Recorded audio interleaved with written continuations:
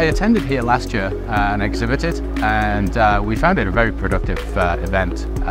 Some great talks, some good networking, and a little bit of business as well, which always makes it worthwhile.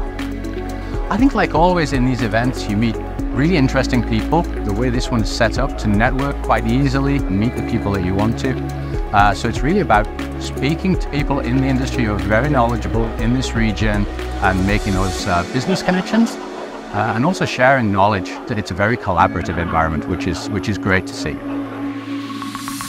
We come here to connect to people, and of course I'm also one of the speakers at the show.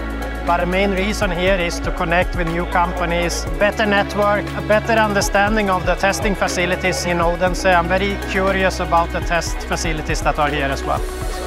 Definitely coming next year.